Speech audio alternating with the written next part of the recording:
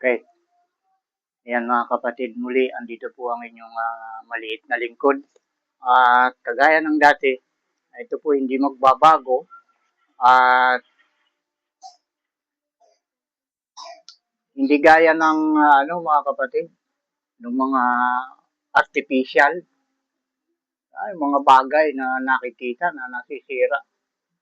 Ito mga kapatid, hanggang ang Ama ay nandyan sa atin at ang kanyang mga turo, doon tayo nananatili, ay hindi tayo kukupas mga kapatid.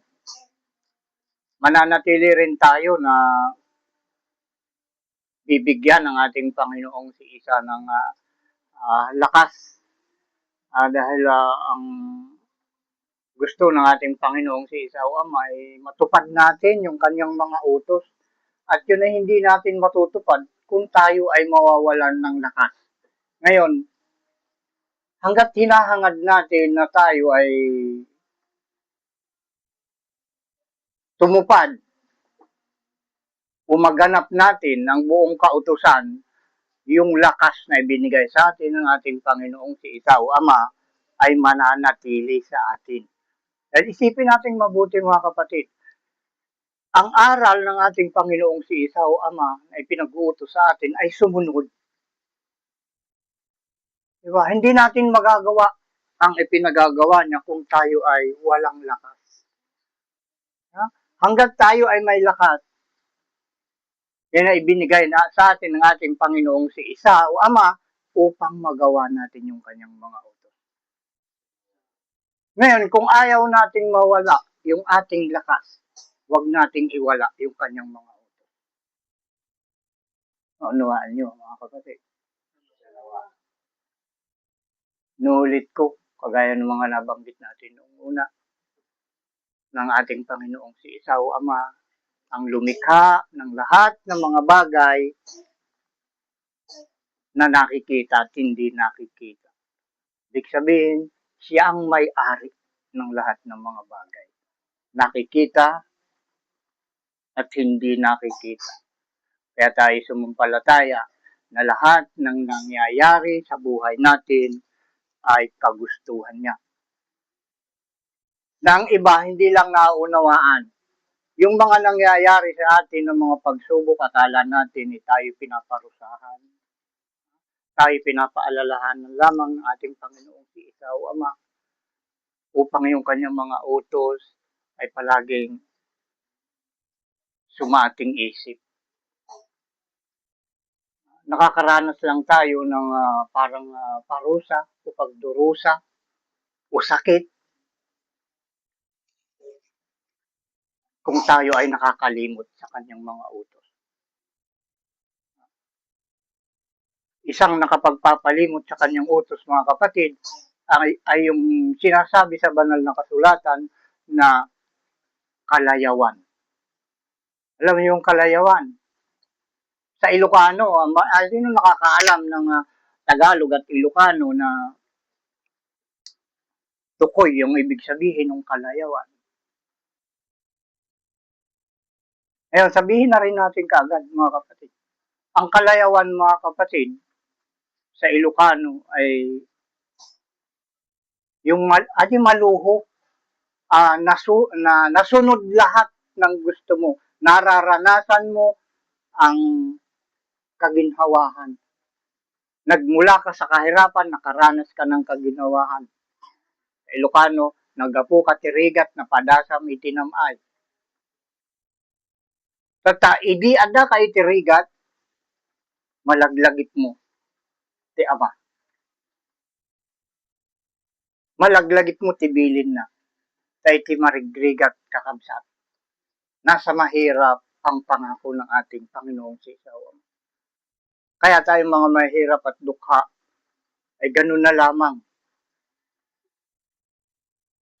ang pagpuri at paghanap sa ating Panginoong si Isa.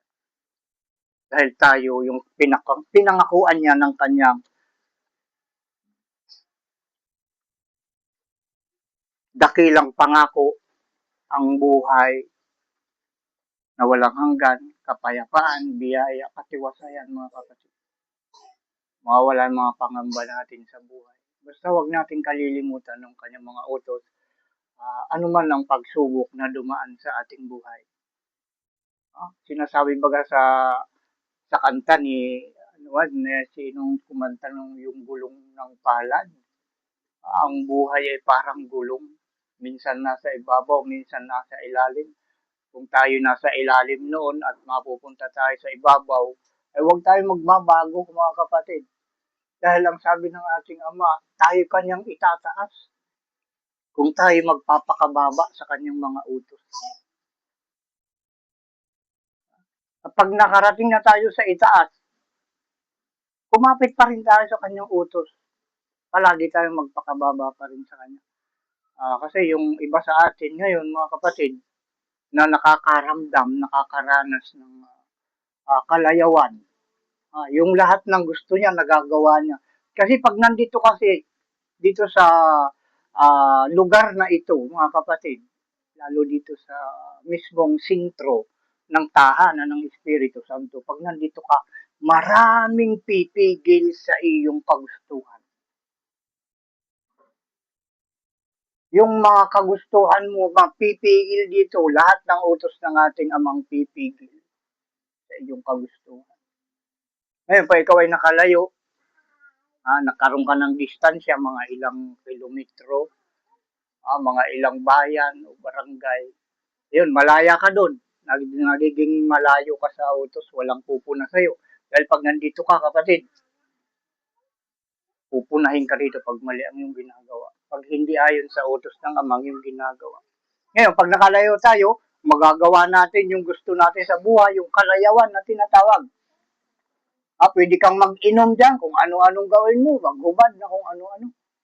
Makalayawan nga kung ano yung gusto mo, magagawa mo.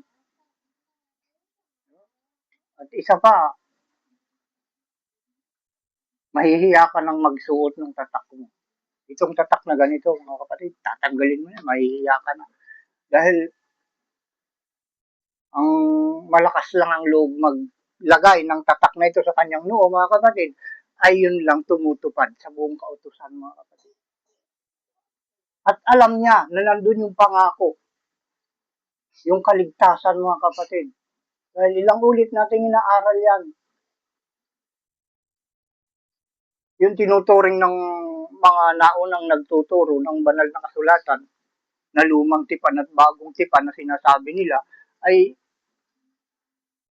ang pinapahalagahan doon ng Ama ay yung may tatak sa noo ng kanyang pangalan. Nandun yung kaligtasan. Sabi nga doon sa mga kapahamakan, well, kinausap na yan ng ating Panginoong si Isao Ama, na huwag niyong ipahamak ang lupa, anumang bagay na sariwa, anumang punong kahoy, huwag ipapahamak. Kundi, ang dapat lang maipahamak ay yung mga walang tatak sa noo ng pangalan ng ating Panginoon, mga kapatid. Kung natandaan nyo yan, kung kayo datihan na nakikinig sa programang ito, yan ay nakasulat, mga kapatid. Tandaan nyo mabuti, ang kaligtasan dito sa huling araw ay nasa may mga may tatak lamang. Kaya pag tinanggal mo ang tatak sa noo mo, hindi ka na nakakasigurado kung maliligtas ka sa bawat pupuntahan mo. Dahil ngayon, mga kapatid, dito sa huling araw, ito yung panahon na mapanganib. Mapanganib itong panahon ito, mga kapatid. Walang pinipili ngayon. Dalaga ka man, binata ka man, o may asawa ka man, balo ka man, buntis ka man, bata ka man. Pag nasa lubong mo yung kapahamakan, talagang babanggain ka niyan, kapatid. Hindi kagaya nung may tatak. Pag nakita ka ng kapahamakan, dahil ang kapahamakan, kinausap na yan ng ating Panginoong si Isawa. Huwag niyong gagalawin yung kanyang mga tinandaan. Dahil lahat nga ng bagay sa ating Panginoong si Isawa. Lahat sa kanya. Kaya nabanggit ko kanina. Siyang may-ari ng lahat ng mga bagay, nakikita at hindi nakikita. Kaya yung biyaya, kapahamakan, sa kanya rin yan nagmumula. At yung kapahamakan ay ibinibigay niya sa mga masuwayin. At ang biyaya ay sa mga masunurin. Ngayon mga kapatid, tayo ay nasa buwan pa rin tayo ng Disyembre at pizza 27. Huling Sabado ngayon ng buwang ito mga kapatid. At nasa taon pa rin tayo na 2,000 at 25. Tama ba? Malapit na lang matapos itong taon na ito mga kapatid. May mahalaga na naman tayong dapat malaman. At yung iba dito mga kapatid ay napakinggan na ng mga datihan na sumusubaybay dito at nakikinig. Lalong-lalo na itong mga nandito sa ating harapan na aktual. Ito yung mga kumbaga sa mga gamit, mga gadget, yung mga original, mga kapatid, dahil may tatak. Yung walang tatak kasi hindi original eh. Tingnan mo yung mga piyesa mga kapatid, pag walang tatak yan, walang marka, local yan mga kapatid. Pero pag may tatak ka, original ka. At bago tayo dumako sa ating sabi nga ng karamihan na nangaral paksain na ating paghahati-hatian na naman ngayon. Yung palagi natin binabanggit na ito ay tinapay na mula sa langit, mula sa ating Panginoong si Isawa, na dapat paghati-hatian ng lahat ng tao. Saan man kayo naroroon mga kapatid, anuman ang katayuan ninyo sa buhay, ang biyaya, awa, at kapayapaang mula sa ating Ama sa pamamagitan ng Espiritu ng kanyang panganay na anak na si Isa na ating Panginoon ng mga Panginoon at ating Hari ng mga Hari ay sumainyo nawang lahat. Siya nawa at siya nawa. Dito mga kapatid, naroon kasing may mga maniwala man kayo hindi, halos oras-oras kinakausap ako ng ating Panginoong si Isawa. Kahit ako'y anong ginagawa, kahit ako'y natutulog, ginigising na ako. Kahit ating gabi, kung madaling araw, yan, nagsusulat tayo. At marami na tayong napuno na sulat ng mga salita ng ating Panginoong si Isawa. Pinapaalalahanan niya ako dahil, ayun, merong mga aral nung unang bago itong nagsimula, o kalagitnaan ng mga aral na ito ay itinuturo niya sa atin yung may mga kapatid, may mga anak, magulang na talagang hindi maniniwala. Mayroong maniniwala pero lalabas din dahil nga sa hila, hinihila ng kasamaan, hinihila ng dyablo. Kaya sabi niya ang hindi mag-iwan ng magulang, anak, kapatid, nang dahil sa akin na hindi karapat-dapat sa akin, alam niyo ba yun? Natatandaan niyo ba yun? Kaya ito nga, alam ko na may mga anak. Sa akin, ilan yung anak ko na kasama sa simulang turo ng katotohanan ito na kinaroroonan ng kaligtasan. Yan, dalawa, babae at lalaki. Yung totally. Diba? Totally na eh. Dahil nagpakaligaw na eh. Utos ng ating Ama, huwag tayong makikipagkaibigan sa sanglibutan. Ang isang paraan ng pakikipagkaibigan sa sanglibutan, sisiping ka sa hindi mo asawa. Diba? Lalaki at babae. Diba paano kung babae sa babae at lalaki sa lalaki? Paano yun? Ayaw nyo bang maligtas? Ang kapahamakan nasa sumusuway. Palagi kong binabanggit yan. At lagi kong pinapaalala na ang kaginhawahan o kaligayahan na mararating natin at makakamit dito sa sanglibutan ay hindi pwedeng ihalintulad sa kaginhawahan at kaligayahan na nag-aantay sa atin kung matupad natin ang buong kautusan, mga kapatid. Walang sinabi. Yung mga kasiyahan na ito na nararanasan at nakikita natin sa sanglibutan, walang sinabi yan. Dito sa sanglibutan, masasayahan ka, maliligayahan ka sandali. Pero pagdating ng kinabukasan, yung iba ay nagpakasaya lang pero nalubog naman sa utang. Problema kinabukasan kung paano magbabayad. Diba? Yun yung karamihan sa atin. Katulad yan, yung Pasko na yan, na ginaganap na hindi naman totoo. Maraming umuutang para may handa lamang.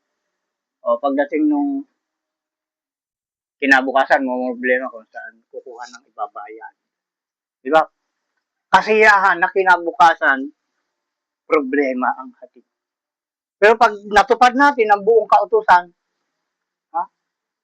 kinontra natin yung mga gawain na ayon dito sa sanglibutan, matupad natin ang buong kautusan natin.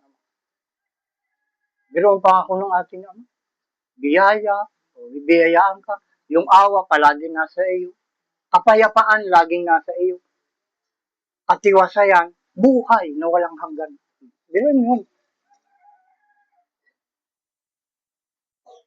katiwasayan, wala kang problema na iniisip.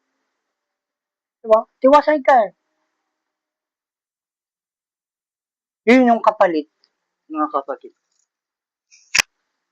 Pag kinontra natin yung kagustuhan ng sanglibutan.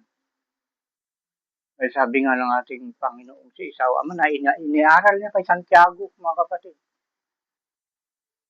Hindi nyo ba nalalaman na ang pakikipagkaibigan sa sanglibutan ay pakikipag-away sa Diyos? Di ba?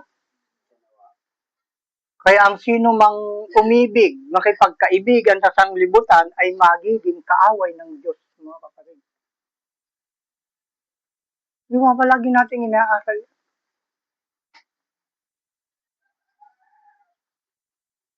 Kaya itong programa natin, mga kapatid, napakaliit na programang ito.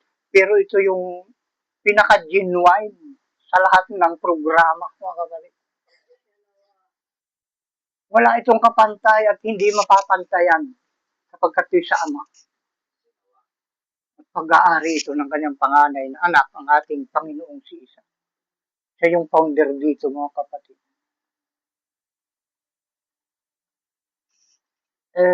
Parang nakakapanghinayang yung mga ganun.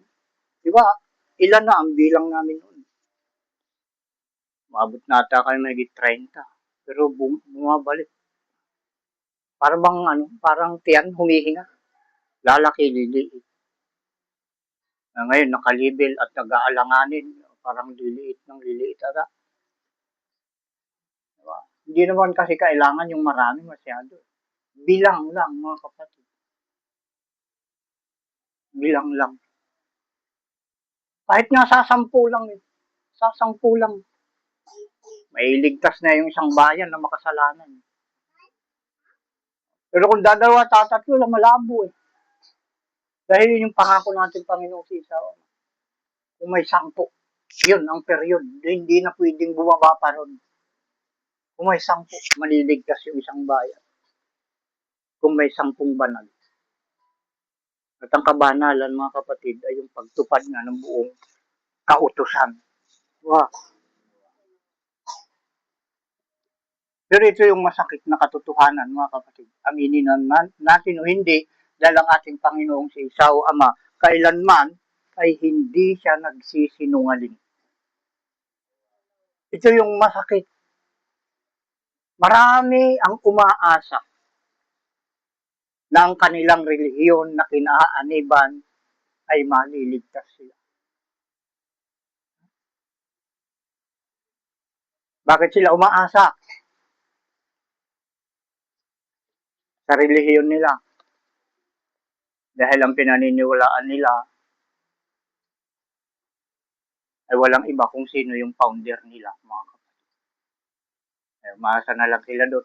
Yung ang si na nakita natin na sa sa Facebook, sa YouTube. Tayo hindi tayo naninira, tayo ay nag-aayos ng mga sira. Ito ang target ng ating Panginoong Sisa sa programang ito. Ayusin ang lahat ng sira. Sa pakiramdam nyo lang, itong sinugong ito ng ating Panginoong Sisa Ama ay naninira. Pero isipin nyo mabuti. At sa bandang huli, kung hindi nyo ito hindi mahagip ito ng inyong isipan sa ngayon, sa bandang huli malalaman ninyo ang totoo na ito ay nag-aayos ng lahat ng kasiraan, mga kapatid. May relihiyon na ay tinuturing nung kanilang miyembro, yung kanilang founder ay anghel na mas mataas pa daw sa ating Panginoong si Isa. Dahil ang binabasa nilang marami silang binabasa na ang ating Panginoong si Isa daw ay mas mababa kaysa sa anghel. Ay nangala ba kayo doon? Mas mababa daw sa anghel. Ay nasa kanya yung buhay. Paano siya magiging mababa sa anghel? Totoo, tunay na ang mga anghel ay walang kamatayan, mga kapatid. Pag sinabing anghel, walang kamatayan yon. Yan diablo, mga kapatid, yan ay anghel din, kaya lang ay naghimagsik sa Ama. Kaya sila itinapon. Ibinaba sila mula sa langit ng mga langit. Alam mo, hanggang ngayon buhay. Ay kailan pa nagsimula ang daigdig, ang mundo. Hanggang ngayon buhay ang diablo. At yung kanyang mga tagasunod, yan, lumalaganap sila ngayon, mga kapatid. Ngayon, kung sinasabi nung relihiyon na yun na anghel daw yung kanilang founder, bakit ba tagal ng patay? Di ba? Yung anghel ay hindi namamatay. Pero yung mga yan ay mapaparusahan, mga kapatid. Maikukulong ng Ama yan sa dagat-dagatang apoy. Yun ang kaparusahan sa kanila. At doon sila hindi makakalabas. Ganun yung nangyayari sa mga suwail. Dahil ang buhay na walang hanggan, mga kapatid, paniwalaan yung hindi, darating ang oras. Dahil araw na ngayon, mga kapatid, darating ang oras ng kamatayan ay mawawala, mga kapatid. Lahat na tamaan ng oras na yun, mabubuhay, mga kapatid. Mananatiling buhay, kaya nga lang, yung gumagawa ng mabuti, nandun sa kapayapaan, sa katiwasayan. Nasa kaginhawaan sila at yung gumagawa ng masama, nandun sila sa kaparusahan. Sa apoy na walang hanggan, mga kapatid. Isipin nyo mabuti yung mga naririnig nyo dito. Kung ano ang gusto nyong maranasan sa bandang huli. Yung sinasabi na natin na buhay na at kapayapaan. Buhay na walang hanggan, ikaw ay payapa. Tiwasay. Ay yung paruroonan. Unandong ka sa dagat-dagatang apoy na ikalawang kamatayan dahil wala ka nang magagawa doon eh. Wala kang pinagkaiba sa patay eh. Doon sa katayuan mo dahil nakakulong ka doon eh. Buhay ka nga, wala ka nang magagawa. Kundi magsisi at magdusa. Iyon na lang ang magagawa mo ron. Magsisi at magdusa. Kaya baga mga kapatid, yung nakakulong sa bilangguan ngayon, ang tawag nila sa bilangguan ay libingan ng mga buhay. At ang tawag doon? Libingan ng mga buhay, yung bilangguan. Dahil buhay nga sila, wala naman silang nagagawa, mga kapatid. Wala silang maitutulong sa kanyang kapwa. Wala silang maiaambag sa gobyerno. Walang maiambag sa barangay. Unahin yung kapwa. Iambag natin ang mabuti sa ating kapwa. Ilabas yung utos ng ating Panginoong si Isaw Ama. Yun ang tunay nating maiambag sa ating kapwa. ilabas, ipakita kung ano yung utos. Sabihin yung utos, ipakita sa pamamagitan ng gawa ang buong kautusan, mga kapatid. Ito yung isang katotohanan, mga kapatid, na ating babasahin sa Juan 12:48. Yung may pakinig na dapat ipangdinig ay makinig. Yan ang palaging priority sa mga nakakaalam ng programang ito. Yun ang priority na kailangan nating gamitin, yung ating tainga dito. Ipikit mo yung mata mo kung ayaw mong makita yung pagmumukha ng huling sugo, mga kapatid. Dahil itong huling sugo, wala ka purma-purma ito eh. Walang kagandahang lalaki kung makikita ka dito, kapurma-purma. Sa panahon na ngayon ng puro purma, ang hinahanap ng mata ng tao, ay hindi ko pwedeng ihanay ito sa mga ganun, mga kapatid. Dahil ang contest na ating sinasalihan ngayon ay pagandahan ng ugali. Pagandahan ng mga ginagawa. Hindi pagandahan ng mukha, mga kapatid. Hindi pakintaban ng mga pisngi na yan, pakinisan ng mga kutis, hindi ganun. Pagandahan ng ugali, mga kapatid. At ang tunay na kagandahan ng ugali, inuulit ko, ay ang pagsunod sa buong kautusan, mga kapatid. Doon lang makikita ang tunay na kagandahan ng isang tao, mga kapatid. Wala sa kulay yan. Wala sa kung anong size ng mata, o ilong, o bibig.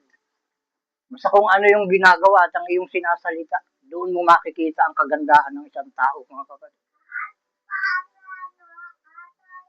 At yun ay dito nyo makikita, mga kapatid. Dito yun mararamdaman. Yung ating binanggit kanina na dapat nating basahin ay ang aklat ng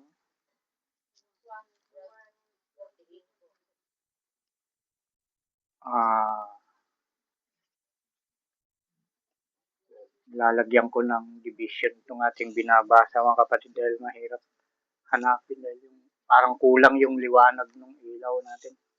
O talagang kulang na yung lens ng ating mata. Juan 12:48. Tama ba? 12:48. Kita niyo, mga kapatid? Yung mga umaasa diyan sa kanilang mga founder.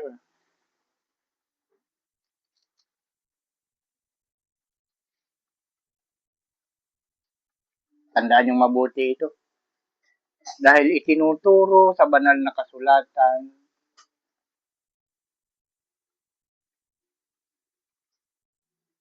kung paano tayo maliligtas. Kung sino ang dapat nating lapitan o pakinggan at sundin, mga kapatid. Ito pinagdidiinan natin ng gusto. Kung pwede nga lang ipako ko ito sa inyong mga puso at isip Kung maaari nga lang sana na pwedeng ipako ito sa inyo. Papako ko. Gagawin ko. Kaso hindi ganun Sabi ng ating Panginoong si Isaw Ama, pag sinaway mo yung isang tao sa dalawa o tatlong salita mo na pagsaway mo sa kanya, pagpapaalala, iwanan mo na. Hayaan mo na. Dalawa o tatlo lang. Pero anong ginagawa ngayon ng huling sugo, mga kapatid? Dadalawa lang ba? Tatatlo lang ba? Itong mga aral na inyong naririnig sa akin na inuulit-ulit.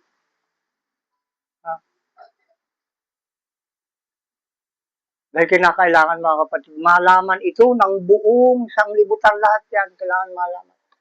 Ano man ang inyong lingwahe. Dahil ngayon may translation na. Naunawaan ito ng lahat ng mga language o pananalita sa buong mundo, mga kapatid. Ginawa man ng ating Panginoong si Isaw Ama na naging iba't iba ang salita ng bawat bansa. Ngayon ay binabalik niya sa pamamagitan ng tinatawag na translation. Translation ba yun? Tawag doon. Binabalik niya dahil ang kaligtasan nga ay nagmumula lamang sa iisang salita. Kailangan pare-parehas nating lahat itong maunawaan.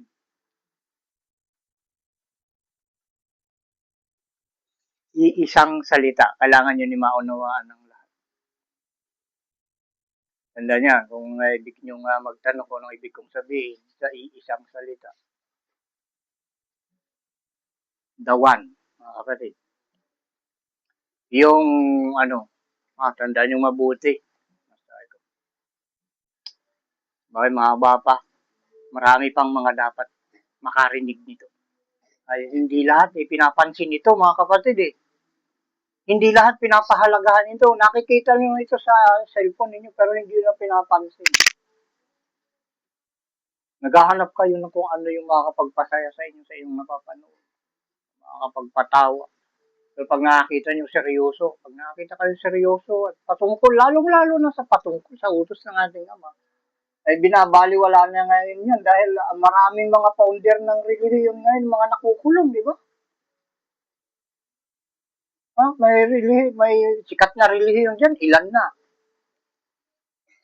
Na puro mga, anong tawag doon? Mga pangangalunya ang ginawa. Ay yung isa, ang katwiran daw ay bakit si Salomon? Bakit daw si Salomon? 300 yung asawa, 700 yung kabit.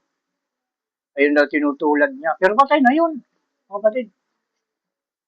Dahil ang katwiran niya, ang sinugo daw ng Diyos ay kailangan pasayahin. Yun daw ang katwiran niya. Magpasaya, mga kapatid, hindi dapat pasayahin. Dahil ang kasiyahan ay ibinigay ng Ama sa sinugo. Dapat, kaya ang tawag dito sa huling sugo, mang-aaliw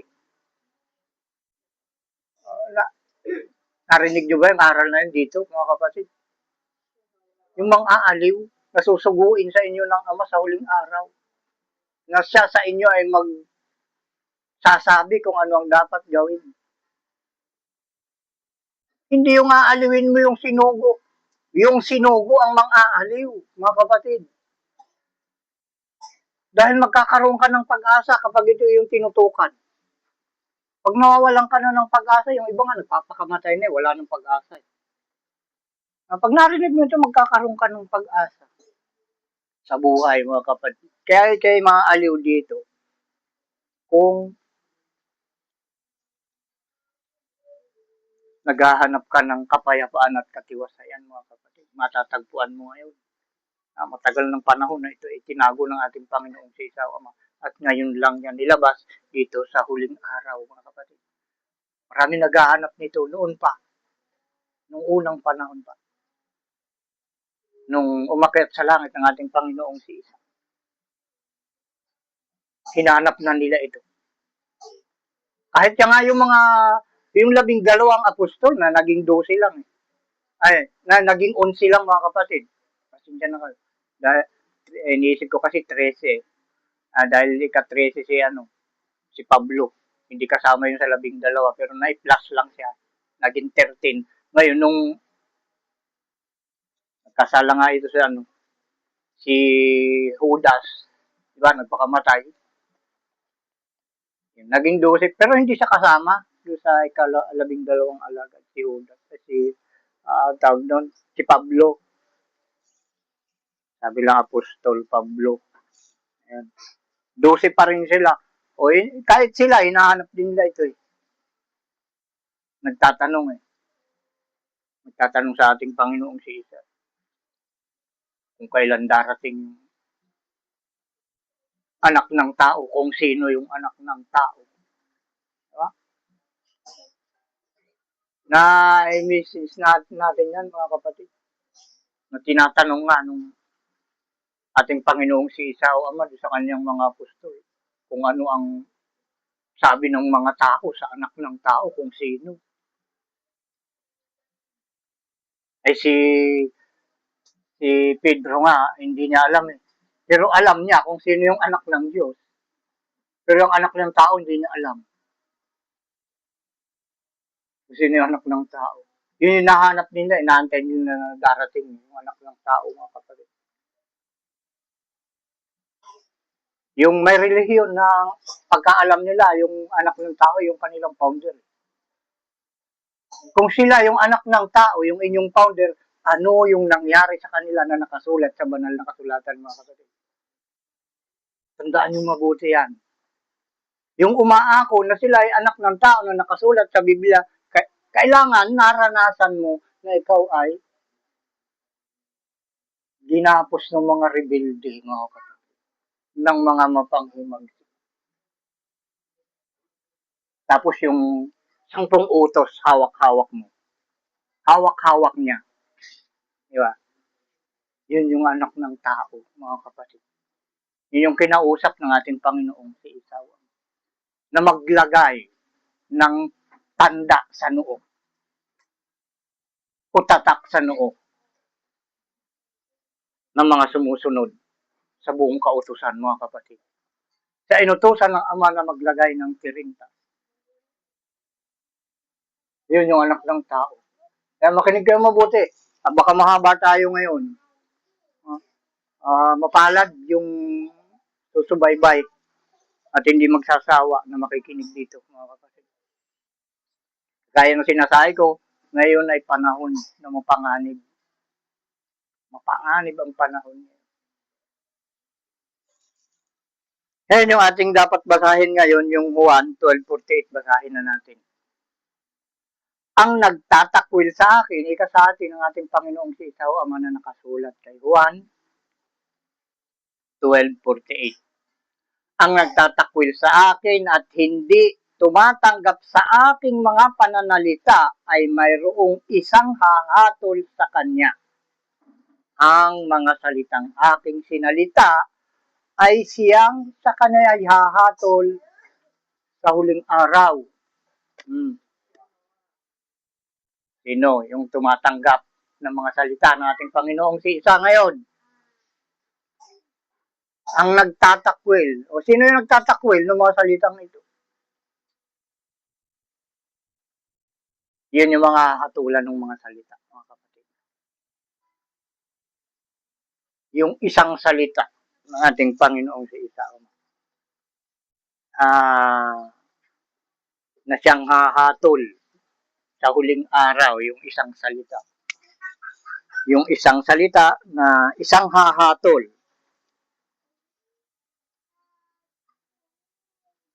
Diba na-i-message na natin to noon sa inyo? Kung kayo ay mula noon hanggang ngayon ay sumusubaybay dito sa palatuntunan ito ng ating Panginoong si Isaw Ama. Inuulit ko mga kapatid, ito hindi sa akin, itong palatuntunan ito. Itong programang ito ay hindi sa akin.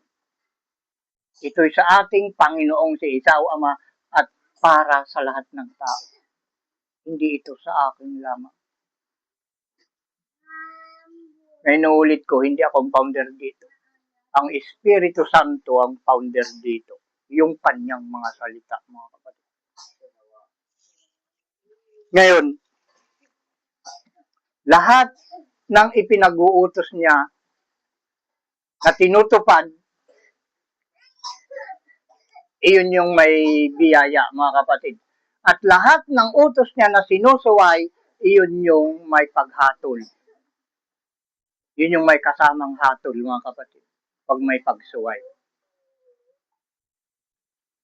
Ayan. Ngayon, ito naman ang isang mababasa natin, mga kapatid, na mawawalan ka ng pag-asa kapag ito'y inisip mong mabuti.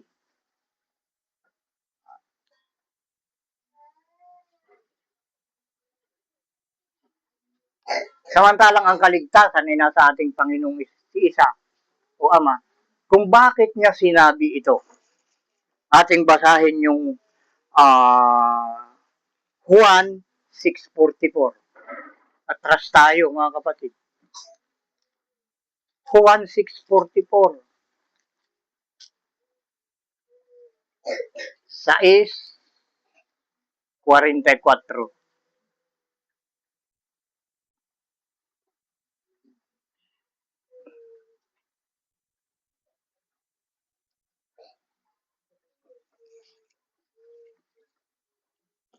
Kita nyo mga kapatid,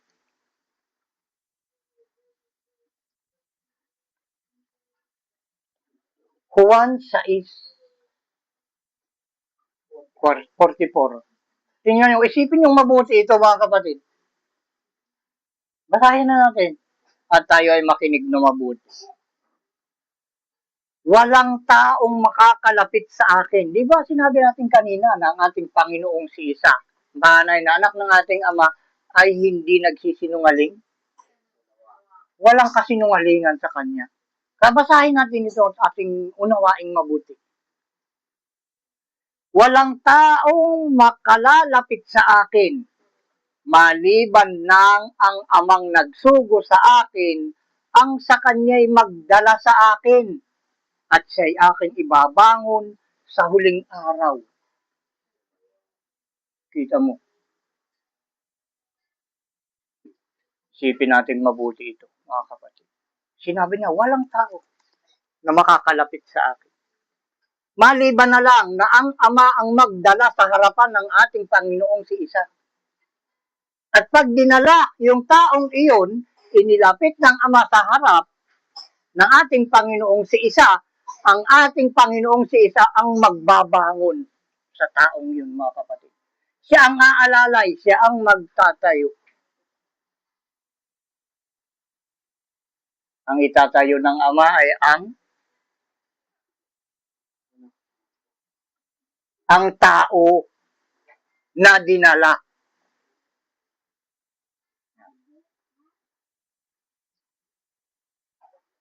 Ang itatayo ng ating Panginoong si Isa ay ang tao na dinala ng Ama sa kanyang harapan. Di ba? Ayun yung laman ng sulat. Walang taong makakalapit sa akin, ika niya. Maliban nang ang Amang nagsugo sa akin, ang sa kanya'y magdala sa akin. O, yan yun. At siya'y aking ibabangon sa huling araw. Kung sino yung dalahin ng Ama sa harapan ng kanyang panganay na anak, na si Isa na ating Panginoon ng mga Panginoon ngayon, at siya rin nating hari ng mga hari, yun yung kanyang ibabangon sa huling araw. Ayan. Ngayon, sino ngayon na nagtuturo na ito nga ay huling araw? Ayan. Dahil ang huling araw, nung unang panahon, sinasabi na yan. Na may huling araw. Ang akala nila, yung huling araw ay yung ikapitong araw eh. Ito nga ngayon, araw ng Sabado ngayon mga kapatid. Araw ng Sabat. Ang akala nila, yun yung araw. At yan ay pinaliwanag na natin noon. Nating nabasa doon sa Pedro. Ikalawa ba yun? O una? 3:8. Hindi ako nagkakamali. Yung huling araw, kailangan pakatandaan ng tao. Ayan, ito yung isang napakahiwagang salita. Kaya sino man, mga kapatid, na nagdadasal sa ating Panginoong si Isa, lalo't ang nasa sa langit, ang mga langit, ay hindi ka papakinggan. Maliban na lamang kung papakinggan ninyo itong ibabangong ito. At ito na nga, ibinangon na niya, nagsasalita sa inyong harapan mga kapatid. Maliban na lang kung kayo makinig dito, mga kapatid. Dahil ang kaligtasan ay nasa huling araw, mga kapatid. At kailangan lang nating alamin kung kanino, sinong tao ang pinagbigyan yun ng kaligtasan, mga kapatid. Sa mga matagal nang nakikinig sa programang ito, sigurado alam nyo na yon. Para wag mapahamak, para wag puksain. Yung nakasulat doon sa Aklat ng Gawa, 3:22-23. Para man magkaroon ng buhay na walang hanggan, yung nakasulat sa Juan 6:27.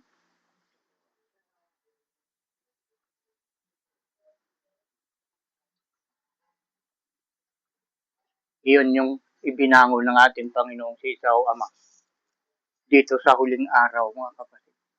Kagaya ng ating Panginoong si Isa, wala kang matatagpo ang aral dito na kasinungalingan, mga kapatid.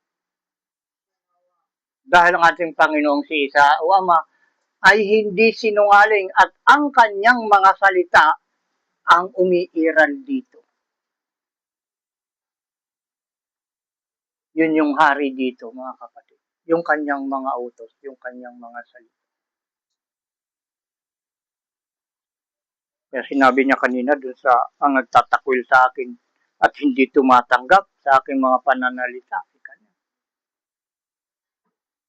Ay may isang hahatol sa kanya sa huling araw, yung kanyang salita na sinalita niya sa atin. Diba? Alam mo, napakasimple. Itong mga sulat sa banal na kasulatan na dapat sundin, napakasimple lang. Diba, sa ibang relihiyon ay magulo. Hindi matumbok kung paano talaga maliligtas. Ay nagbibigay sila ng mga cross, yung mga kwintas na yan, binabayaran mo. Nagbibigay ng mga rebulsa, binibitin pa nga sa mga sasakyan. Abay, tingnan mo naman. Ayun, nagkalat yung mga cross, mga rebulto doon sa dashboard.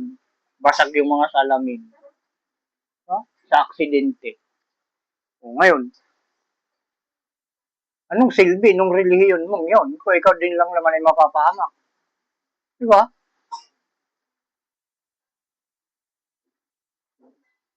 Kaya wala doon sa relihiyon na yun, sa mga binibinta nilang yun, ng kaligtasan, mga kapatid. Ang kaligtasan, mga kapatid, inuulit ko, nandun lang sa mga may tatak sa noon ng pangalan ng ating Panginoong si Isa. At ito hindi mo mabibili, mga kapatid. Ito hindi mo mahihingi. Ito kusang ibibigay sa iyo kung tumutupad ka na ng buong kautusan, mga kapatid. Pero gaano kamahal ito? Ito yung mahal na mahal ng ating Panginoong si Isa Ama. Itong tatak na ito. Dahil ito hindi pwedeng lapas tanganin. Pag binaliwala mo ito, tinanggal mo sa ulo mo. Huwag kang umasa na safety ka sa bawat lakad mo, kapatid. Huwag kang umasa, sinasabi ko sa iyo. Walang kasinungalingan dito, inuulit ko. Alam nyo, may mga nadidisgrasya nga dito sa amin. Dahil sa tinatanggal nila yung tatak nila.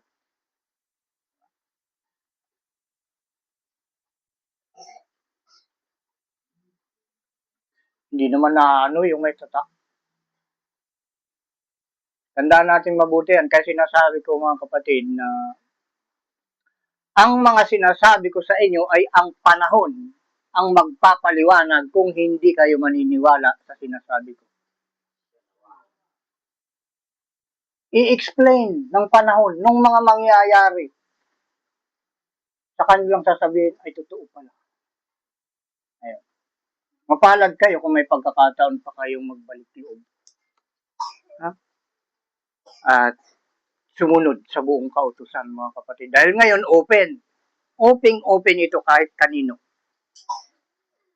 Itong kaligtasan ito, mga kapatid. Ano man ang katayuan ninyo sa buhay. Maitim man kayo o maputi, ano man ang inyong kulay. Basta kaya niyong sumunod sa buong kautusan ng ating Panginoong si Ama, tanggap kayo rito. Wala ditong pinipiling tao na dapat sumapi. Ang hinahanap ng Ama ay yung tutupad sa buong kautusan. Ano yung ating binanggit na kanina? 44? Walang taong makakalap. Alam niyo mga kapatid, gusto niyo ituro ko sa inyo yung siguro naman hindi naman kay lahat yan. Dahil pambihira lang yung binibigyan ng ating Ama ng pangunawa, lalo dito sa kanyang mga salita. Meron yung hindi nauunawa ang gaano. Pero para mas malinaw, papaliwanag ko sa inyo kung sino itong ibinangon. Ito, parang ulit, ilang bisis na ito nasabi sa atin. Yung ibinangon ng ating Panginoong si Isaw, Ama na binigyan ng kanyang salita. Ibinangon. Diba? Punta nga tayo doon sa Ezekiel para malaman natin. Ezekiel 2. Ayan. Meron tayong babasahin dyan na hindi dire-diretso. Yung kabuuan ng 2, yung pagkasugo sa 2, at yung pagkasugo sa 3. Yung ibabangon na. Yun yung nakalapit. Dahil yun yung hula, mga kapatid. Hula yun. At kailangan lahat ng hula ay matutupad. Walang salita ang ating Panginoong si Isaw ang mga nakasulat dito na hindi magaganap. Na hindi may kapangyarihan. Mangyayari, mga kapatid. Ano yung banggit natin? Ezekiel. Kita nyo, mga kapatid. Yung Biblia nyo, kung meron. Kung wala naman, yung bullpen nyo. At papel. Tingnan nyo kung sino yung sinugo. Ibinangon. Itinayo. Na binabanggit dun sa sa Juan 6:44. Alam niyo, kailangan nating basahin sana ito itong kabuuan ng 2. Maikli lang naman to eh.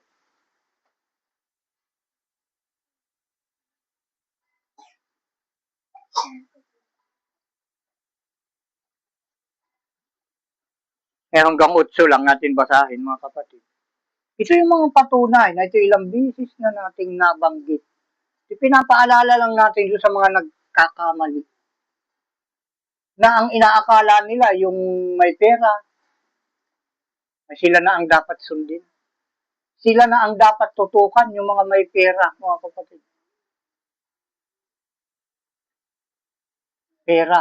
Yan ay bahagi ng kayamanan, mga kapatid, yung pera. Diba? Ngayon, malinaw sa banal na kasulatan na ang kayamanan ay hindi makakapagligtas sa tao sa kapahamakan. Makakapagligtas lamang sa tao yung kanyang mga ginawa na nakita ng Ama na karapat dapat ibigay sa iyo ang kaligtasan.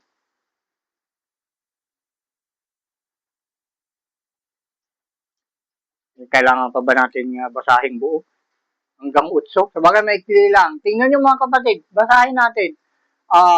Aklat ng mga gawa, Ezekiel 2:1.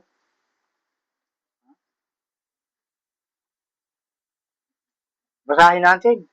At sinabi niya sa akin, o yung pamagat mga kapatid. Ayun, yung ang tawag sa propeta. Ngayon, yung propeta nga, susuguin ng ating Ama, ito yung tawag. Ito yung pangalan niya. Kaya nga sinabi, ang tawag sa propeta eh. Di ba? Dahil may nakasulat dun sa sa aklat ng mga gawa. May propetang susuguin sa inyo ang ating Panginoon na kagaya ko, ika ni Moises eh. Di ba? At ito yung tawag sa propetang yun na nakasulat, mga kapatid. Ang tawag sa kanya ay ito, napakalinaw mga kapatid. At sinabi niya sa akin, anak ng tao. O ito yung tawag sa propeta. Tumayo ka ng iyong mga paa at ako'y makikipagsalitaan sa iyo. Kaya baga binabanggit ko sa inyo mga kapatid na halos oras-oras kinakausap ako ng Espiritu Santo. Nakikipagsalitaan siya sa akin at halos lahat na nga ng gawain ko na para lang dito sa bahay sana, para doon sa mga sasakyan ko na ay hindi ko na maharap mga kapatid. Dahil yun yung isang pumipigil sa akin.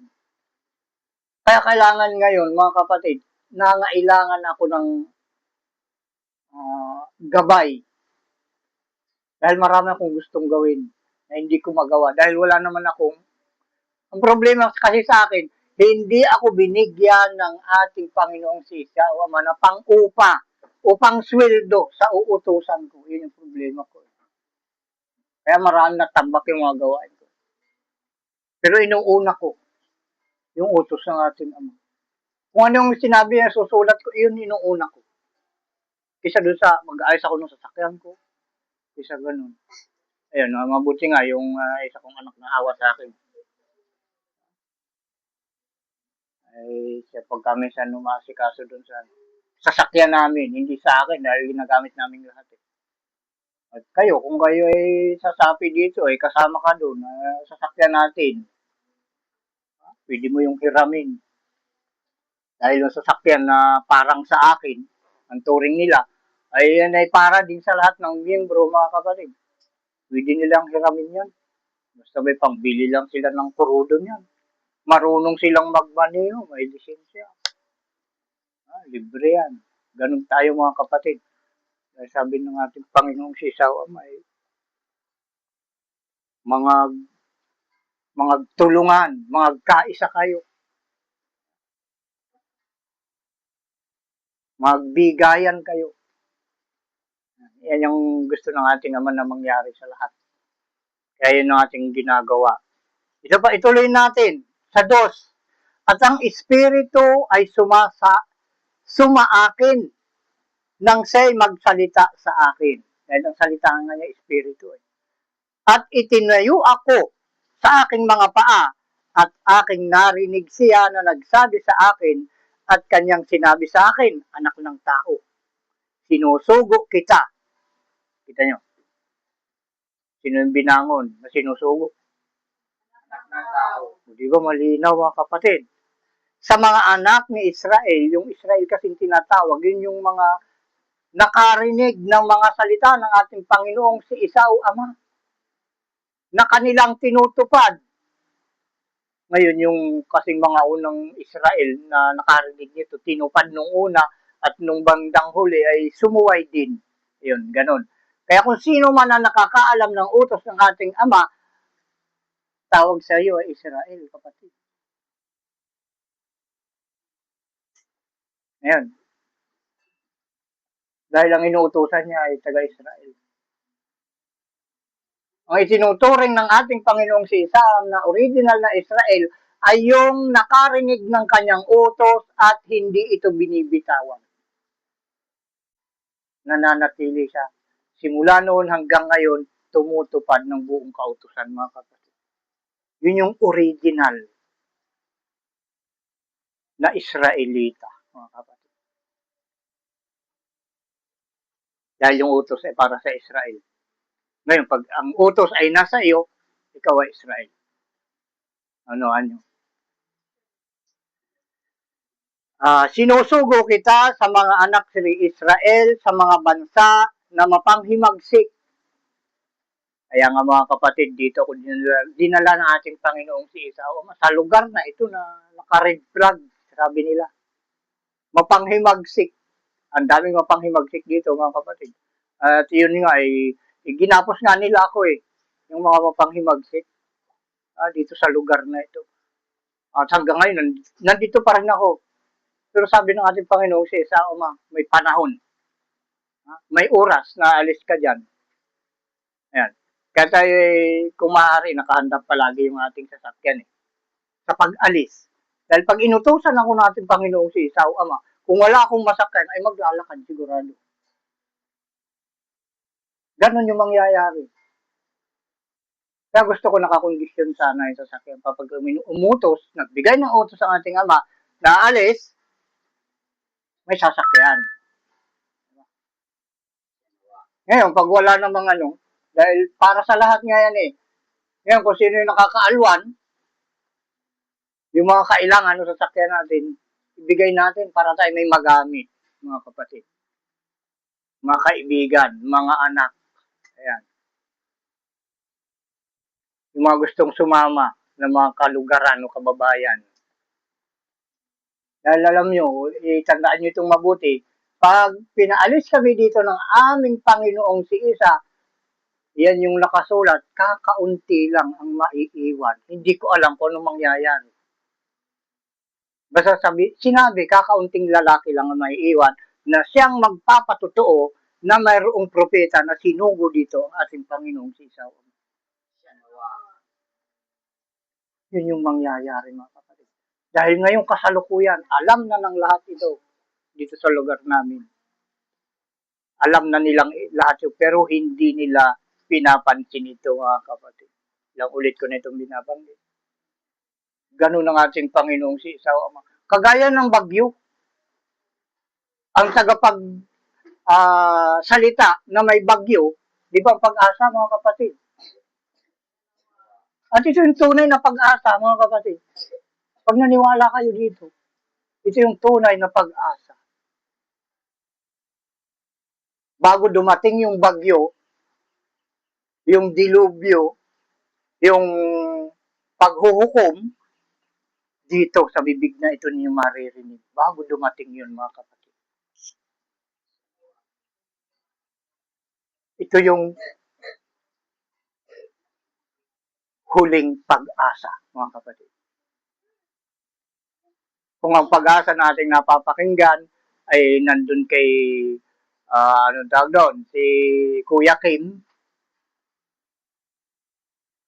yun yung unang pag-asa eh. Ang meaning ata nun ay English, Philippine, tawag doon, Philippine lang alam ko eh. Astronomical, yun? Basta pag-asa, mga kapatid, alam nyo na yun, patungkol sa panahon. Ito naman, mga kapatid, itong pag-asang ito, tungkol sa kaligtasan. Kahit ano ang panahon dyan, basta nakatutok ka dito sa pag-asang ito, ligtas ka, mga kapatid, dahil lililiman tayo ng Ama ng makapal na ulap para hindi tayo tamaan ng pag-ulan ng apoy, mga kapatid. Magpapadala sa inyo makapal na ulap para hindi tumagos yung apoy. Yung pag-ulan ng apoy. Uulan ng apoy, mga kapatid. Maniwala kayo hindi, iyan ay mangyayari. Dahil yan ay sinalita ng ating Panginoong si Isa Ama. Inuulit ko, walang kasinungalingan sa kanya. Ayan, ito yung propeta nga na binabanggit natin. Nabasa na ba natin hanggang 3? Hanggang 2 pa lang ating natapos.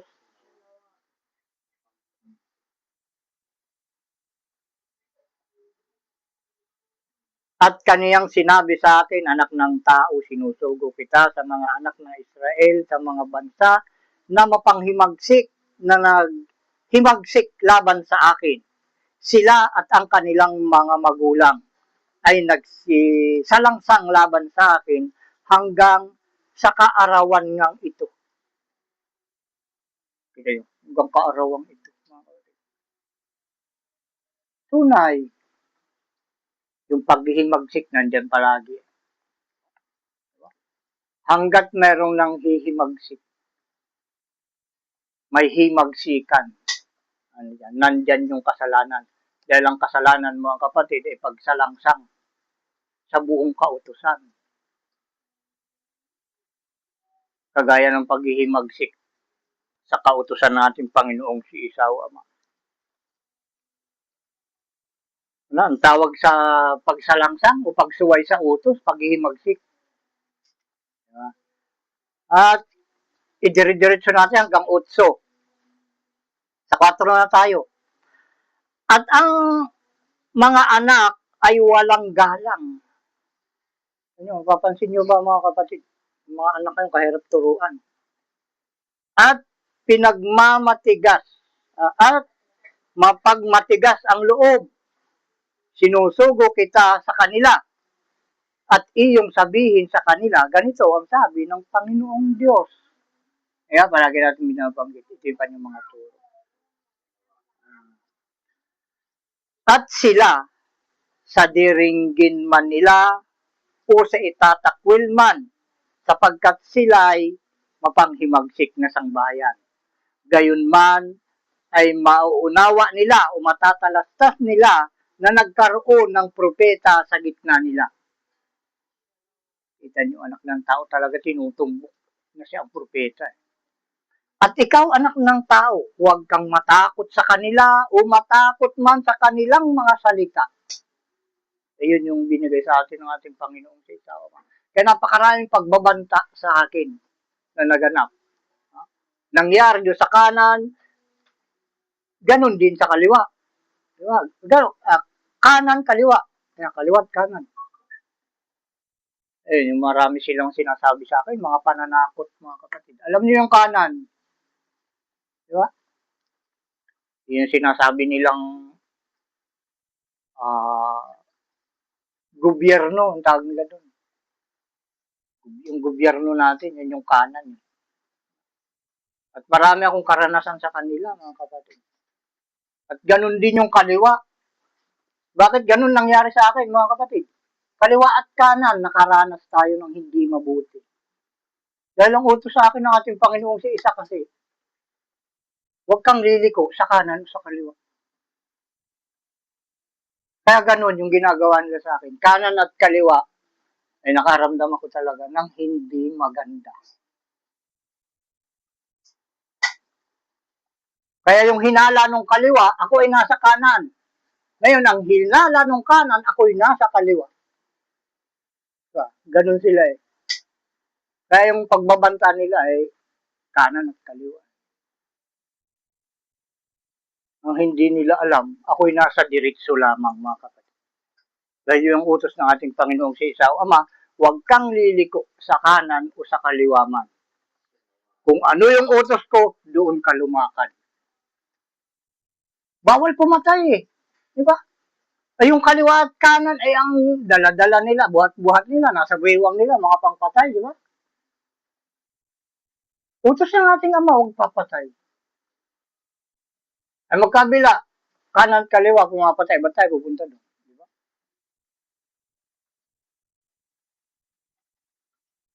Buhay ang ibinibigay natin dito, hindi kamatayan, mga kapatid. Saka doon sa mga grupo na nagbibigay ng kamatayan, mga humahatol ng kamatayan, na sila mismo ay hindi naman sumusunod sa buong kautusan, may nag-iintay sa inyong hatol. Hatol ng ating Panginoong si Isawa. Kung hindi kayo maniniwala at susunod sa mga utos ng ating Panginoong si Isawa, Ama, na dito nyo lang naririnig.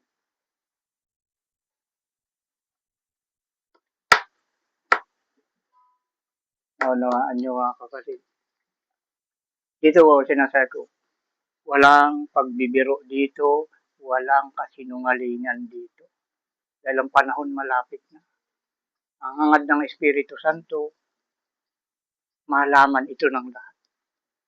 Dahil sinabi niya, iniutos niya sa amin, mga kapatid, gawin ninyong alagad ang lahat ng bansa. Kaya wala tayong hinto. Pinapaalam natin ito at dapat malaman ng buong mundo ito. Kaya kung ikaw, kapatid, nakikinig ka sa programang ito, ikalat mo yan. Dahil yan ang papel ng bawat nakakarinig ng programang ito. Ikalat mo ito. Yan ay utos ng Espiritu Santo. Yan ay malaking ambag mo sa programang ito, mga kapatid. Pag ito ay naikalat mo, itong programang ito. Dahil walang sino man dito sa ibabaw ng lupa ang makakakontra sa batas na nandito na ibinigay sa atin ng ating Panginoong si Isaw. Sundin ang kanyang utos upang tayo ay mabuhay. Sundin mo ang aking utos, ika ng ating Panginoong si Isaw, Ama, at mabuhay ka.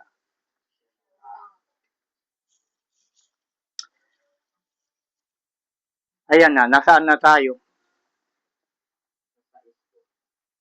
At ikaw, anak ng tao, huwag matakot sa kanila. O matakot man sa kanilang mga salita, bagaman maging mga dawag at mga tinik ang kasama mo At bagaman ikaw ay tumataan sa gitna ng mga alakdan, huwag kang matakot sa kanilang mga salita. O manglupaypay man sa kanilang mga tingin, bagaman sila ay mapanghimagsik na sangbahayan. Nakakita na ba kayo ng mapanghimagsik pag nagagalit? Akala mo walang kamatayan, di ba?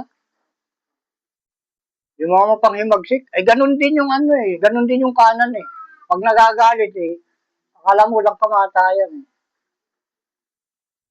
Magsalita dahil nasa kanila yung nasa kanila yung karapatan.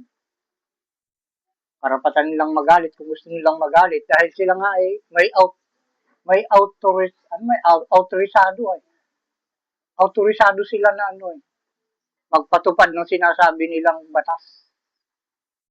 Di ba? Kaya nga pinag-aralan nila criminology, di ba? Pinag-aralan nila yung pagpatay. Iba, criminology, pinag-aralan na kung paano yung lutasin yung krimen at kung paano lumusot sa krimen. Di ba? Yung walang ebidensya, taniman ng ebidensya. Ganon. Ganyan yung mga kaso ngayon na lumalabas. Diba mga kapatid? Huwag na tayo magbulag-bulagan pa. Alam na yan ng buong mundo. Hindi lamang ako nakaranas. Napakarami mga kapatid. Hindi na masama yung batas ng tao. Kung sinusunod lamang ang batas ng Diyos, mga kapatid.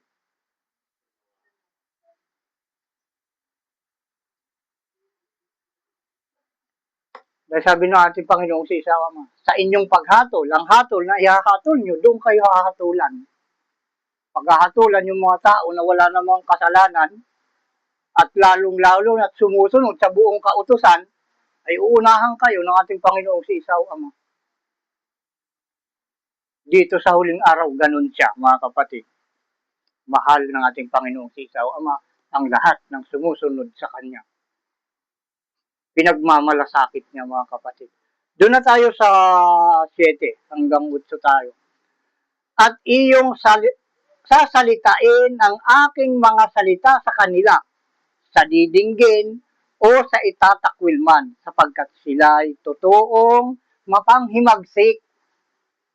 Ngunit ikaw, anak ng tao,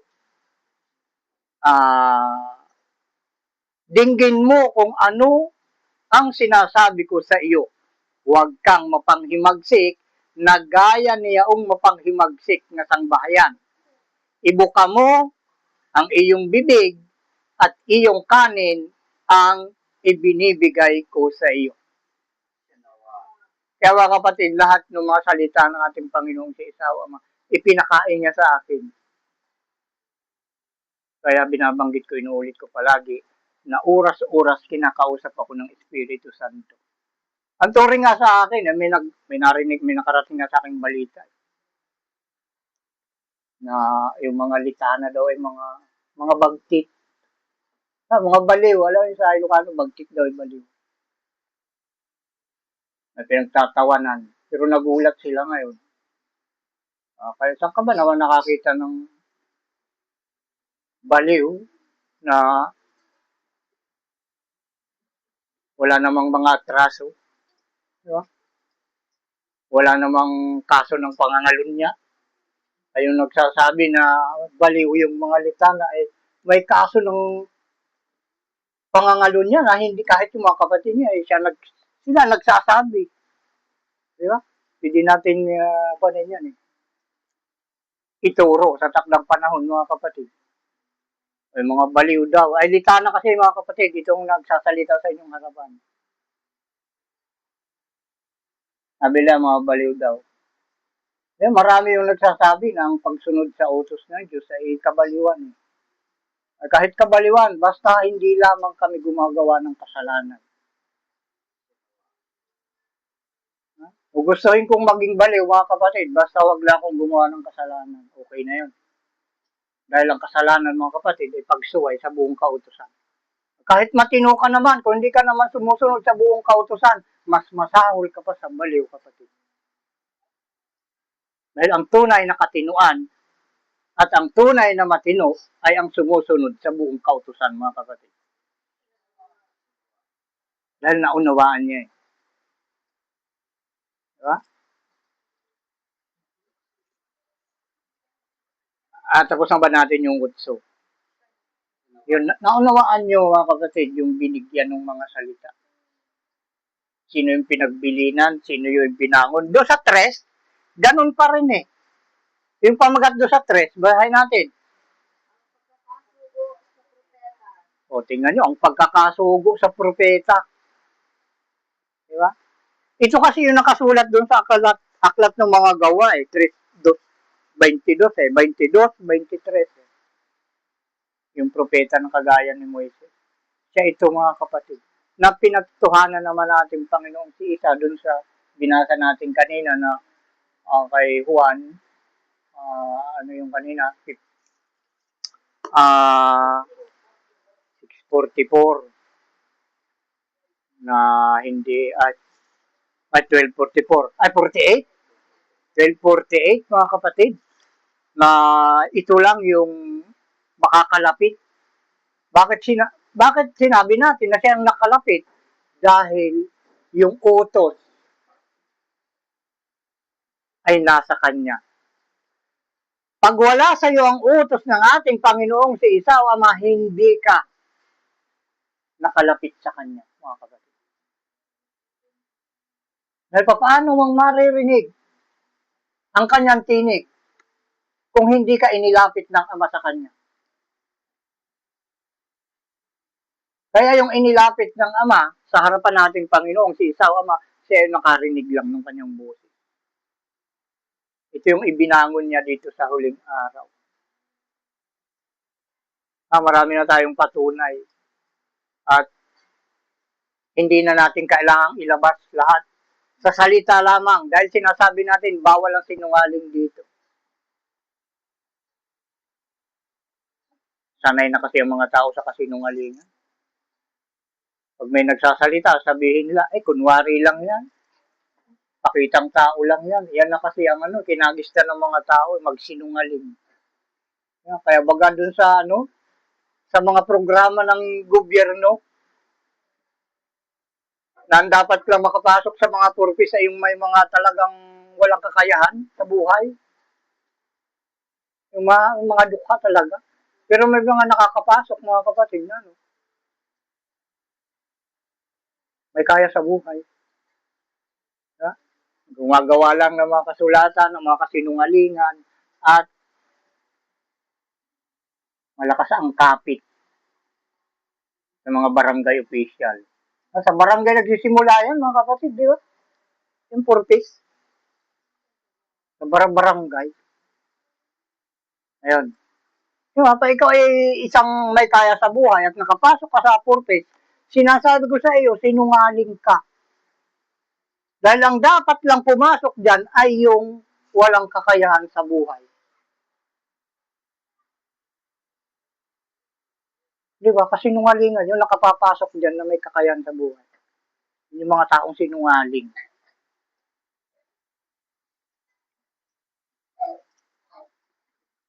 Sabihin mo, dukha ka eh. Pag nakapasok ka kasi sa purpose, ipinapakita mo sa karamihan na ikaw ay kapuspalad din. Ay ngayon, ikaw naman pala yung malawak yung lupain. Diba? May mga tauhan ka.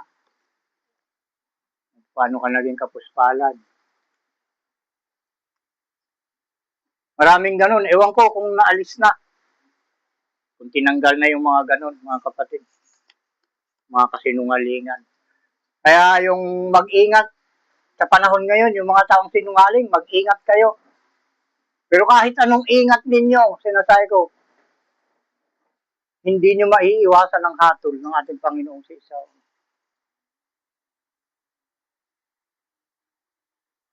Yan, nabalitaan nyo na yung mga nangyayari sa lipunan ngayon. Napakayayamang tao, ilan na yung nakulong. Diba? Dahil sa kasinungalingan, mga kapatid. Yung mga floods control na yan, yung mga anong tawag doon, yung mga engineer na ano, anong tawag dyan, yung kontraktor. Di ba? Bakit yan ay nagsisipagyaman? Na hindi naaangkop sa kanyang sweldo yung kayamanan niya ngayon, mga kapatid. So, saan nang galing? Ayun lang naman ang kanilang trabaho. Yan yung napakalaking kon ngayon. Problema. Ngayon, ang dapat ng problema dyan, yung mga sinungaling na yan. Ay kukuha ng pera sa gobyerno. Ay bubusbusin. Sabi sa Ilocano, bubusbusin o gagamitin sa kalsada o sa flood control. Ay tapos ibubulsa lang pala. O di ba kasi nungalingan yun, mga kapatid. Dinuloko nila ang gobyerno. Ay yung gobyerno naman, bigay din ng bigay. Dahil ang gobyerno, hangad din talaga ng gobyerno nasa batas, ay talagang paunlarin ang kanyang bayan. Ay para sa ikabubuti ng bayan yun, para wag gumuho yung lupa, para wag matabunan ng putik yung bayan. Di ba? Kaya bibigay eh. Pinagkakatiwalaan naman sila dahil sila mga engineer. Ayun. Ay, binubulsa. Yan ang matinding nangyayari ngayon. At sana, tayong mga nakakakita sa mga ganyang nangyayari at pinaggagawa ng mga may kaya sa buhay ngayon, may mga pinag-aralan man din. Pinahihiya ninyo yung pangalang aral na siyang tinitingala ng karamihan yung aral na yan, mga kapatid. Na siya rin pala ang mitsa ng paghihirap ng karamihan. Imbis na sa dami ng may pinag-aralan, di ba? Asinso sana ang ating bayan eh. Dahil marami. Hindi, lalo nahihirapan yung bayan natin dahil sa mga may pinag-aralan na yan eh. Diba? Sila nagpapahirap sa ating bayan, mga kapatid. Mga may pinag-aralan na ang sarili lang nilang pamilya ang kanilang sinusuportahan. Pang sariling kapakanan, mga kapatid. Sana ang bawat isip ng ating kapwa, kagaya ng isip ng ating Panginoong si Isa, ang gusto niya lahat maligtas eh. Ayaw niya kahit isa may mapahamak eh. Ganon din sana ang isip ng bawat isa sa atin, mga kapatid. Kaligtasan ng bawat isa. Ikabubuti ng bawat isa.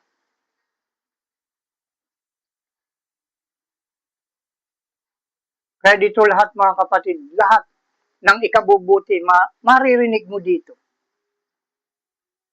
Batas ng Diyos, batas ng tao, patakaran ng tao, maririnig mo dito. Dahil pawang ikabubuti, mga kapatid. Huwag na natin tuladin yung mga ganun, pinaggagawa ng mga may pinag-aralan, may kaya sa buhay. Ito pa yung yung pagkasugo sa propeta. Na anong oras na tayo? May natin isang oras.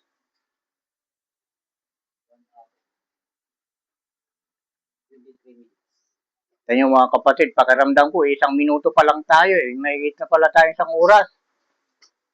Dahil yung Espiritu Santo na maalalay sa atin, marami, napakarami ng mga dapat kong sabihin sa inyo, mga kapatid. Itong mensahe natin ngayon, sabihin ko sa inyo, 4 eh.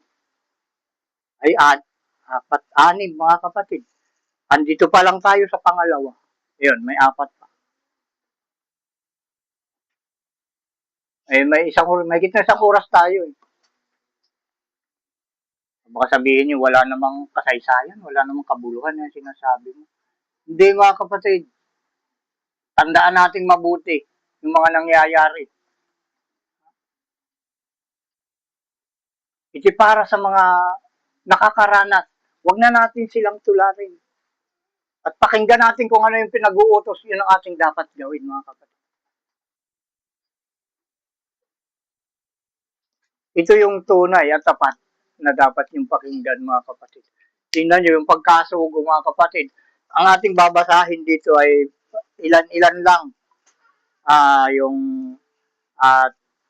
3:1, 3:4, ay 3:1, tapos ay doon sa 3:3, tapos sa 3:4, ay mahaba din pala mga kapatid.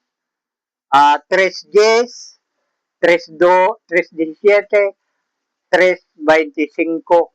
Ayun, hanggang doon sa 3:25. Ilan to? Babasahin pa natin. Kailangan natin basahin to.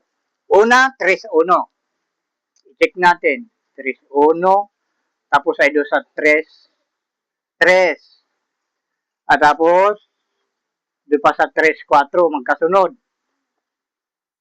At pagkatapos sa 3:4, 3:10. Gis. Kasunod sa 3:10, 3:17. Asa na? I-check lang natin. 3:17. At panghuli, 3:25. Ayun. Ilan? Babasahin natin. 1, 2, 3, 4, 5, 6, mga kapatid. Babasahin natin. Patungkol ito doon sa pagkasugo na itatayo. Ito yung dinala ng ating Ama sa harapan ng ating Panginoong si Isa na itinayo ngayon dito sa huling araw ng ating Panginoong si Isa o Ama. Nag-iisa ito mga kapatid. At ito nga yung sinasabi ng ating Panginoong si Isa o Ama na ating nabasa doon sa aklat nung Juan 12:48 at doon sa Juan 6:44. Basahin na natin. 3:1 ng Ezekiel. At sinabi niya sa akin, anak ng tao, kanin mo ang iyong masumpungan. Kanin mo ang balumbong ito at ikaw ay yumaon. Magsalita ka sa sangbahayan ni Israel. Kita niyo, di ba? Sinugo talaga. Kainin mo yung balumbon. Ibig sabihin ng balumbon, mga kapatid, aklat. Kainin mo ang aklat na ito. Di ba? Ibig sabihin, pag kinain, kailangan mapapunta talaga sa bibig. Do sa 3, sinabi niya sa akin, anak ng tao, pakainin mo ang iyong tiyan at busugin mo ang iyong bituka ng balumbong ito na aking ibinibigay sa iyo. Nang magkagayoy kinain ko at sa aking bibig ay naging parang pulot sa katamisan. Diba? Kaya ito nga, yung oras, yung isang oras, pakiramdam ko 1 minuto lang. Pag nagsasalita ako ng mga salita ng ating Panginoong si Isa o Ama, dahil ito ay hindi nakakasawa para sa akin, mga kapatid. Ito yung natatanging kasiyahan ng huling sugo, yung magsalita ng buong kautusan ng ating Panginoong si Isa o Ama. Wala nang iba. Magsalita at gawin. Yan ang kasiyahan na ibinigay ng ating Panginoong si Isa o Ama. At yun ding makakakita ako ng mga tao na sumusunod sa buong kautusan ng ating Panginoong si Isa o Ama. Doon yun ang nakakapagpasaya sa akin, mga kapatid. Doon ako natutuwa. Saan na yung kasunod? 4. Ayun, 4. At sinabi niya sa akin, anak ng tao, yumaon ka, paroon ka sa mga sangbahayan ni Israel at magsalita ka ng aking mga salita sa kanila.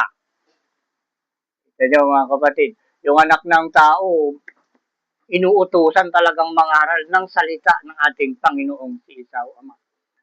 Tapos, sa Diyos tayo. Bukod dito, sinabi niya sa akin, anak ng tao, lahat ng aking mga salita na aking sasalitain sa iyo ay tanggapin mo sa iyong puso at dinggin mo ng iyong mga pakinig. Yun nangyayari sa inyong lingkod, mga kapatid, na nagsasalita sa inyong harapan mula noon hanggang ngayon. Kasunod, 17. Pakinggan natin mabuti, mga kapatid. Anak ng tao, ginawa kitang bantay sa sangbahayan ni Israel. Kaya't pakinggan mo ang aking salita Pakinggan mo ang salita sa aking bibig at ipanguna mo sa kanila sa ganang akin. Sinasabi ito sa inyo nitong huling sugo at ito ay para at nagmula sa ating Panginoong si Esau Ama. Siya ang dapat na ituring dito na founder at siya mismo ang nagtayo dito. Kaya sinabi niya, ipanguna mo sa kanila sa ganang akin. Ang itinataas ko dito mga kapatid ay ang ating Panginoong si Esau Ama. Hindi yung aking sarili. Hindi ko sinasabi na ako founder dito. Dahil pag sinabi ko na ako ang founder dito, ako ang itinataas ko mga kapatid. Ang sarili ko ang itinataas ko. Sino yung nagsasabi na sila ay founder ng isang relihiyon? Yung sarili nila ang tinataas nila. Yung founder dito ay ang ating Panginoong si Esau Ama, kaya siya ang ating itinataas dito mga kapatid.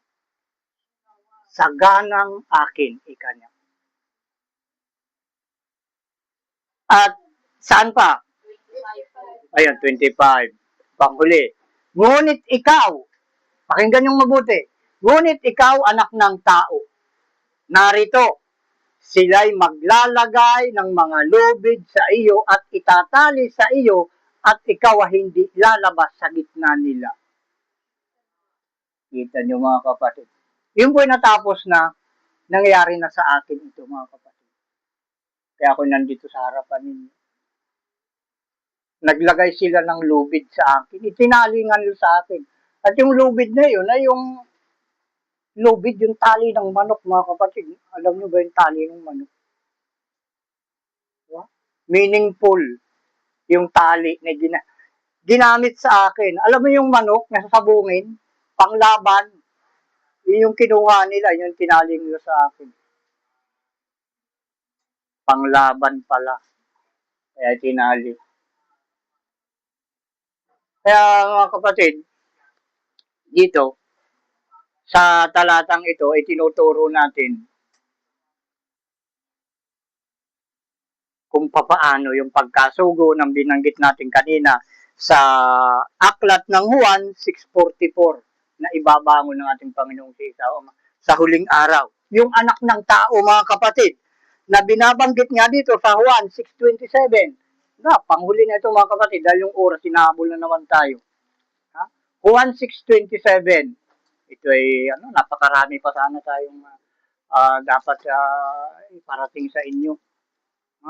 Pero yung oras nga, mga kapatid, baka kayo magsawa rin sa pakikinig at hindi ninyo matandaan yung iba.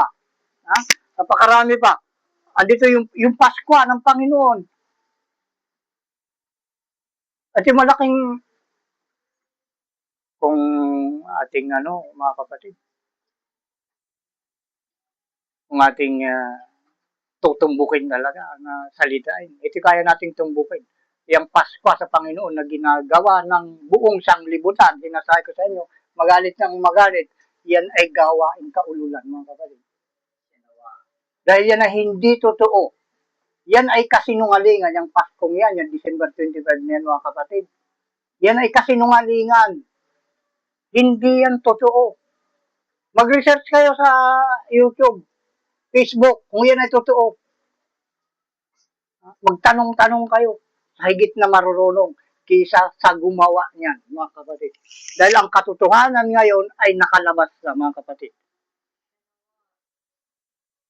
At ito yung motherboard ng katotohanan, mga kapatid. Itong programang ito. Basahin natin yung Juan 6:27, mga kapatid, nakaugnay ito nung sinugo. Basahin natin. Kaya ito yung utos sa mga tao ngayon, mga kapatid. Ito salita ng ating Panginoong si Esau Ama. Patunay na ito salita niya, simulan natin doon sa 26 hanggang sa 27. Basahin natin. Sinagot sila ni Jesus. Di ba? Yung Jesus, pangalang Jesus ay ang ating Panginoon na ang bagong pangalan niya ngayon ay isa. At sinabi, katotohanan sinasabi ko sa inyo, ako'y inyong hinahanap, Hindi dahil sa inyong nakakitang mga tanda, kundi dahil sa kayo'y nagsikain ng tinapay at kayo'y nangabusog. Magsigawa kayo, ika niya, ating Panginoong si Isa. Hindi dahil sa pagkaing napapanis, kundi dahil sa pagkaing tumatagal sa buhay na walang hanggan na ibibigay sa inyo ng anak ng tao. Sapagkat siyang tinatakan ng Ama sa makatuwid bagay, ang Diyos. Tinatakan ito ng Diyos, mga kapatid. At yung tatakan dito nga mga kapatid, ito yung tatak. Tinatakan ng Diyos at pangalan ng ating Panginoong si Isa o Ama, yung tinatak dito. Isa o Ama, mga kapatid. Kaya ito ang dapat sundin. Ilang ulit kong sinasabi ito, binabanggit sa inyo, sa kabila ng napakarami ng mga aral at paulit-ulit kong binabanggit ito, imbes na dumami kami, ay yung simula namin na medyo may bilang na rin, ay lalong umuunti. Diba? Iniisip ko na lang, sabi ng ating Panginoong si Isa, hindi lahat ng mga karinig ng mga salita mo ay mauunawaan.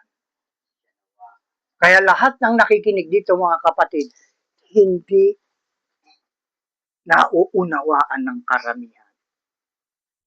Dahil kung naunawaan nila, nagsisilapit sana sila at nananatili sila rito. Dahil hindi nila naunawaan, kaya yung mga lumalapit, nagsisialis, at yung iba na nakakarinig ay hindi lumalapit. Dahil ayaw nila ng kaligtasan. Yung mga gusto lang maligtas, mga kapatid, ang tinatawag dito. Hanggang dito muna tayo, mga kapatid. Napakarami pa. Dalawa lang ang ating nabanggit dito.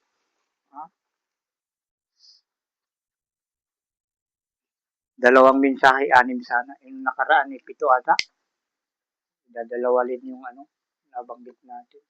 Yung haba nung panahon. Haba nung oras.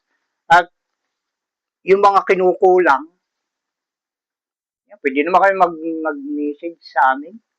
O yung nagpapadala nitong mensaheng ito, ay kailangan ay pumunta kayo doon. Kung may gusto kayong tanungin, mag-message kayo. Kung ano yung dapat nyong malaman o may dagdag sa inyong mga narinig o question na bakit ganun, bakit ganito. At walang tanong na hindi masasagot, mga kapatid. Basta patungkol sa ikabubuti. Tungkol sa ikapayapaan, mga kapatid. Lahat ng patungkol sa ikabubuti, patungkol sa kapayapaan, patungkol sa kaligtasan na itatanong ninyo, lahat ng yan masasagot dito, mga kapatid.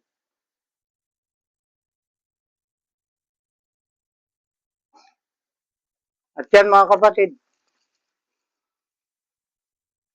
hanggang sa muli, sa ganito ring oras at araw, tayo ay muling magkikita-kita. Sa ngayon ay tayo pansamantalang maghihiwa-hiwalay na naman. At yan, bago tayo maghiwa-hiwalay, kailangan munang mapakinggan ninyo ang patotoo, mga kapatid, dahil yan ay napakahalaga, dahil utos yan. Yan ay patakaran ng ating Ama na kailangan may magpapatotoo. 2 o 3 saksi ang kinakailangan para mapagtibay ang bawat salita, mga kapatid. Sa bawat mga usapan o bawat mga pinagkakasunduan, kailangan ay may saksi. Kailangan ay may pipirma. Salita man o gawa, mga kapatid. Kailangan mayroong magpapatotoo na yun nga ay totoo. Sa inyong lahat, mga kapatid, saan man kayo naroon muli at muli kong binabanggit sa inyo, ano man ang katayuan ninyo sa buhay, ang biyaya, awa at kapayapaan ng ating Ama sa pamamagitan ng Espiritu ng kanyang panganay na anak na si Isa ng ating Panginoon ng mga Panginoon at ating Hari ng mga Hari ay sumainyo nawang lahat. Sanawa at sanawa.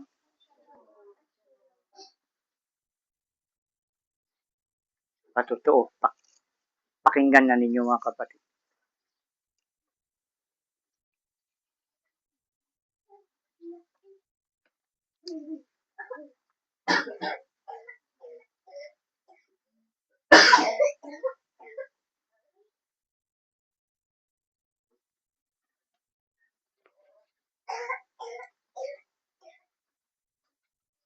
Sasabi natin tanong kamay. Sabay-sabay tayo magpapatuto. Ang magpawalang halaga sa kautusan ni Moises sa patutuon ng 2 o 3 saksi ay mamamatay na walang awa. Kaya kami po ay nagpapatutuo at sumasaksi na ang mga salita na inyong narinig na mula sa bibig ng huling sinugo ng Ama sa pamamagitan ng Espiritu ng kanyang pangalan na anak, ang ating Panginoong Isa, ay bawang tapat at totoo na natatanging gawain at hakbangin tungo sa pagbabalik loob sa Ama at pagbabago namin na ayon sa kalooban at buong kautusan ng Ama sa langit.